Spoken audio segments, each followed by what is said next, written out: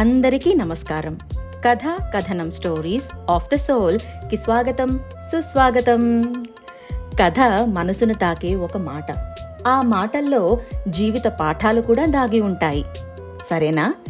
ఇవాళ మనం ఒక సింహం ఇంకా ఒక ఒంటె కథలోకి వెళదామా మరి?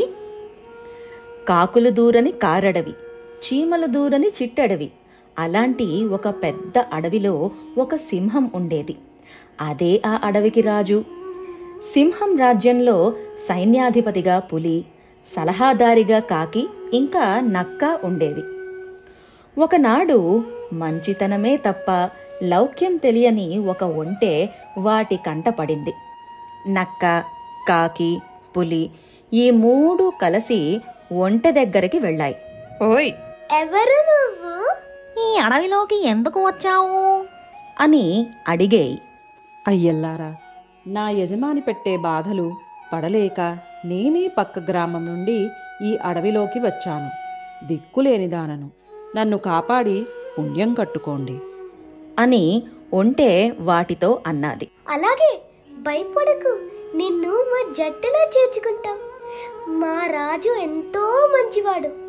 ఆయనకు చెప్పి నీకు మంచి ఉద్యోగం కూడా ఇప్పిస్తాం అని ఆ మూడు జంతువులు ఒంటెను వెంట పెట్టుకుని సింహం దగ్గరికి వెళ్ళాయి. ప్రభు, ఇతడు మాలాగే తమ సేవ చేసుకోవడానికి కొత్తగా మన అడవికి వచ్చాడు. మంచి బలవంతుడు, బుద్ధిమంతుడు కూడాను అని సింహం దగ్గర ఒంటెను పొగడసాగాయి. సింహం ఆ ఒంటెను కూడా తన మంత్రిగణాల్లో ఒకరిగా నియమించుకుంది.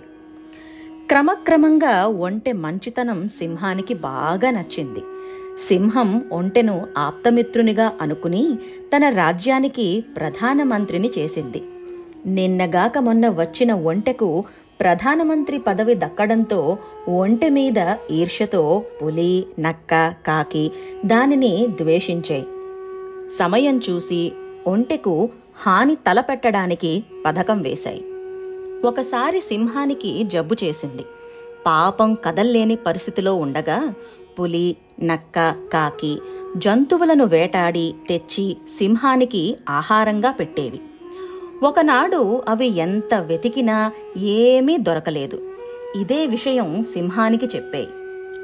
తాము పన్నిన పథకంలో భాగంగా కాకి, మీకు పనికిరాని ఈ శరీరం ఎందుకు?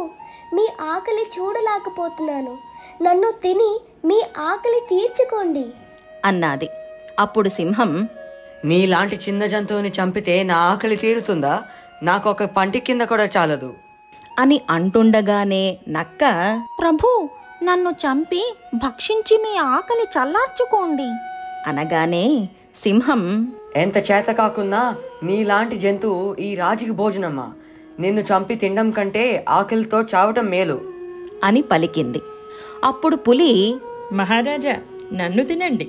ఇన్నాళ్లుగా మీ సేవ చేసిన నేను మీరు ఆకలితో ఉంటే చూడలేను అంటుండగా సింహమేమో, ఓరి, నువ్వు సాధు జంతువులను తిన్న మహాపాపివి.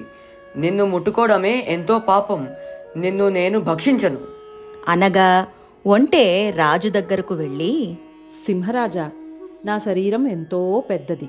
నన్ను భక్షిస్తే మీ ఆకలి పూర్తిగా తీరుతుంది. కాబట్టి సందేహించకుండా నన్ను తినండి అన్నాది. పాపం సింహం మిత్రద్రోహం చేయడానికి తటపటాయిస్తుండగా అది గ్రహించిన కాకి, ప్రభు, మీరు మా ముగ్గురిని తినడానికి ఒప్పుకోలేదు. సరే, ఈ ఒంటె మాట అయినా వినండి. ఆకలి బాధ తట్టుకోవడం కష్టం. పులి, మాలాంటి జంతువులు ఉన్నా లేకపోయినా పర్వాలేదు, కానీ మీ వంటి రాజు లేకపోతే మా బోటి వారికి ఎలా? నక్క, మీలాంటి వారు బ్రతికి ఉంటే 10 మందికి లాభం కలుగుతుంది ఏకస్వరంతో పలికాయి. ఆకలితో ఉన్న సింహం ఆ మాటలకు లొంగి, మీకు తోచినట్టు చేయండి. ఆకలి బాధను మించి ఇంకేదైనా ఉన్నాదా? అందుకు మరో దారి లేక సింహం ఒంటెను చంపి తన ఆకలి తీర్చుకున్నది. తమ పాచిక పారినందుకు పులి, నక్క, కాకి ఎంతగానో సంతోషించాయి. కాబట్టి కొత్తగా వచ్చిన సేవకులు ఎంత మంచివారైనా తోటివారు అతనికి ఏదో కీడు చేయటానికి చూస్తారు.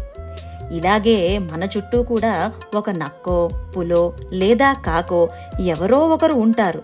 వారితో జాగ్రత్తగా మసులుకోండి. ఇంకా ఈ కథను కూడా కంచికి పంపించి మనం ఇంటికి చేరుకుందాం. వెళ్లే ముందు తెలుసు కదా, కథ నచ్చితే please like, share and subscribe. Signing off. కథా కథనం స్టోరీస్ ఆఫ్ ద సోల్.